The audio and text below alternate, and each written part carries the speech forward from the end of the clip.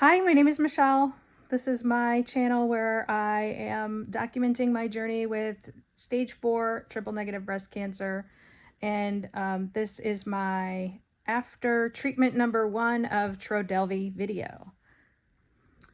Okay, obviously I did not post this video yesterday when I recorded most of it, just because I was super tired and took a nap and never got around to it.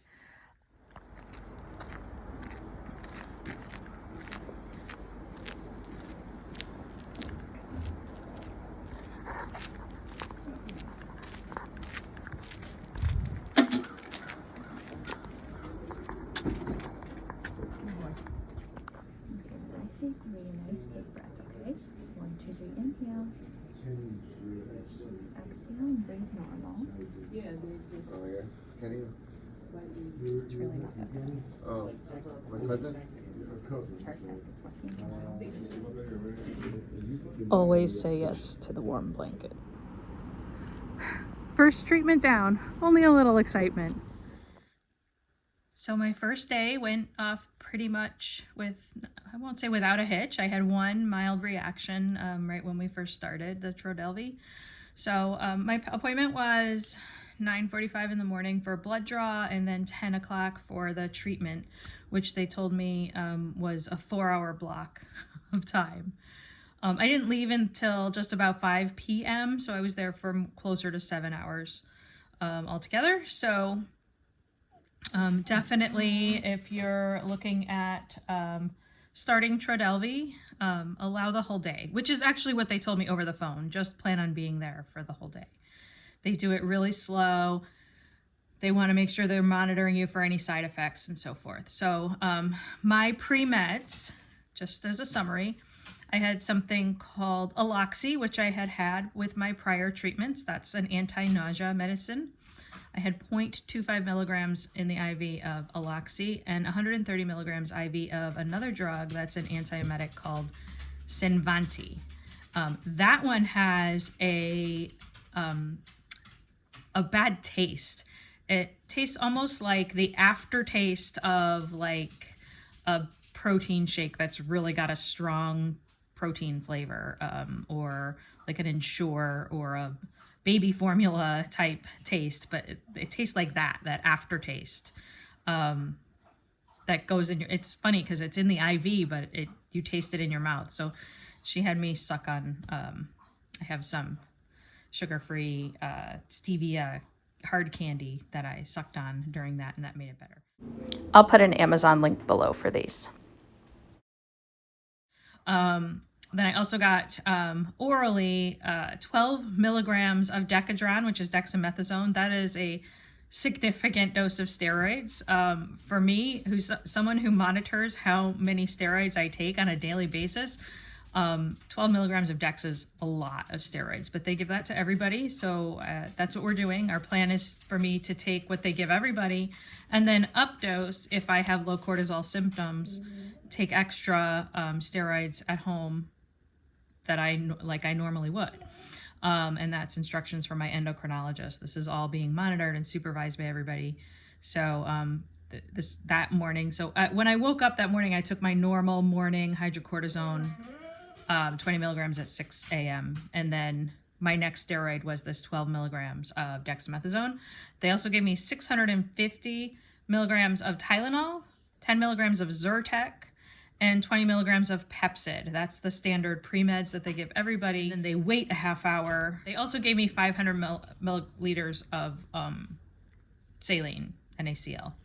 So that was on my request. I asked the doctor if I should get fluids because fluid management, hydration is something really important to someone with adrenal insufficiency in particular, and I ended up needing extra fluids with chemo anyway, so he okayed that. I got 500 mLs prior to the chemo, so that was good. And we started the Trodelvy. I don't know what time, did I write down the time? It was probably around noon. Maybe a little before that we started the infusion of the Trodelvy. They actually, I'll put a picture here.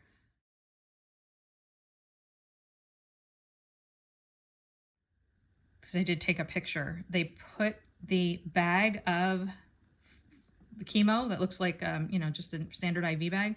They put a dark bag over it because it is UV sensitive. So I was sitting, had a nice view of the garden outside, which is covered in snow. So there's a lot of bright light coming in the window. So I don't think that would have made a difference. Just the fact that it's out in the open, they block the light out of the fluids. My dog really wants to be on this chair with me. Want me to get it? I'll get it for your video.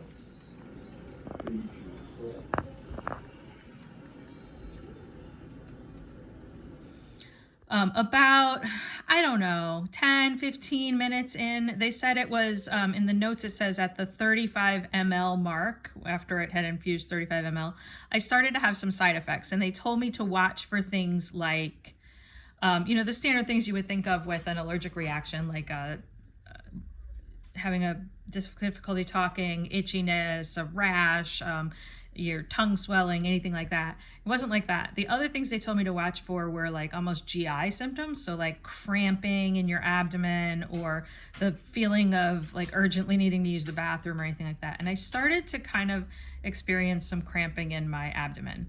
And so I let it go a couple of minutes because I thought, well, maybe I just have to use the bathroom, or maybe it's just gas or something. So I kind of waited, and it started to get worse. So I pushed the button. They were there immediately. They stopped the treatment, and they gave me atropine. Now, I did not write down, and they didn't tell me how much atropine they gave me. But within probably 5 minutes or less, I started to feel that tension, that abdominal cramping release, and felt better.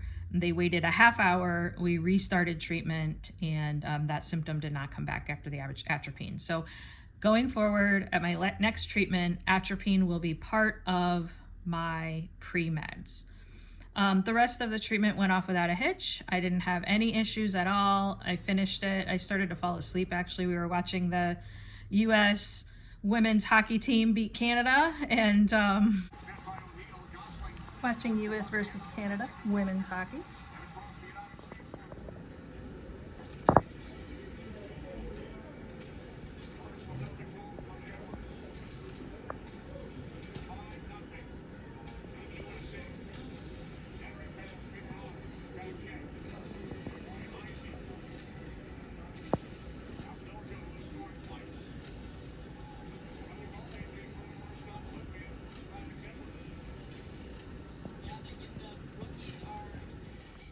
I fell asleep. So that's great. That's how you want chemo to go. So next treatment is next week. So this week was on Tuesday. Next week it will be on Wednesday. And then I have a week off. And then the following week after that will be switching to Thursdays, which should be my regular day. That way, when I do need to see my oncologist, who's there on Mondays, Thursdays, and Fridays, he will be in the building, so I won't have to go multiple times in a week.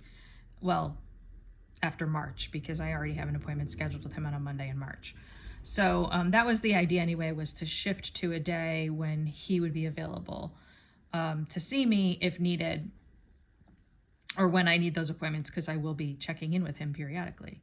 So, so far, so good. I was exhausted last night. I did go to my daughter's hockey game, and then pretty much fell asleep on the couch immediately after that, and slept in a little bit this morning. I skipped the chiropractor today just because I wasn't up and moving. I did go to my naturopath today. I had some acupuncture. That felt really good. But again, I'm just really tired. That's the only side effect I'm experiencing at home is a headache and being tired. So last night, toward the end of the day, I did definitely have a headache. And I took some more Tylenol, which I don't want to keep taking. I know that Tylenol it can be harsh on the liver, so I don't want to take a lot of that. But I did take it last night, which I think helped the headache, and it helped me sleep better. And I haven't taken it today. I do have this kind of dull, persistent headache today.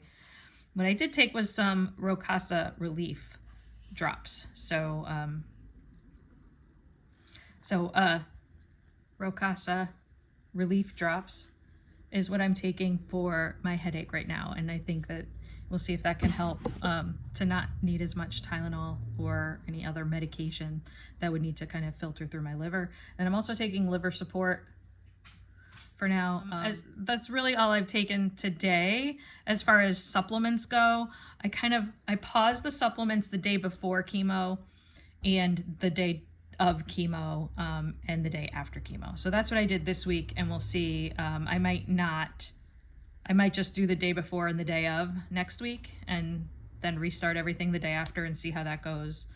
There's not really any reason to stop everything, but that's just what I've decided to do. I think that stopping the antioxidants makes sense, things like CoQ10 or vitamin C and even the B vitamins. But I just elected to pause everything so that my body's only needing to, filter through just the chemo and the pre-meds on chemo day. So that's where we're at right now. Again, I'm feeling okay, just really tired. Barely able to keep my eyes open, tired. I'm gonna have some soup now, some chicken soup, and that'll be my lunch today. I did have colostrum in my coffee this morning. Actually, I had colostrum in my coffee all 3 days. I didn't stop that because I like the way it tastes. So there is one more side effect. It's this, I have a little, like a sore throat with a little like tickle and cough, which they said could be a side effect. The nurses actually said that it's probably from the atropine, because that really dries you out. So we'll see how that goes. And so yesterday afternoon, this is again the day after treatment, I did get a visit from the GI symptom fairy. So I did have some diarrhea. I took the loperamide for that as instructed. And this morning I got, pretty much first thing in the morning, even before I had coffee or anything, I started to get some nausea, and it was mild at first, but within about a half hour, it started to become pretty severe. So I went ahead and took the Zofran. Definitely do not want to vomit. With adrenal insufficiency, that could become an emergency requiring hospitalization if I can't keep oral steroids in. So yeah, that's it. I am now having, the headache is gone, the cough and the sore throat are gone as of the second day post treatment. The fatigue is still very significant, and when it hits, I need to close my eyes.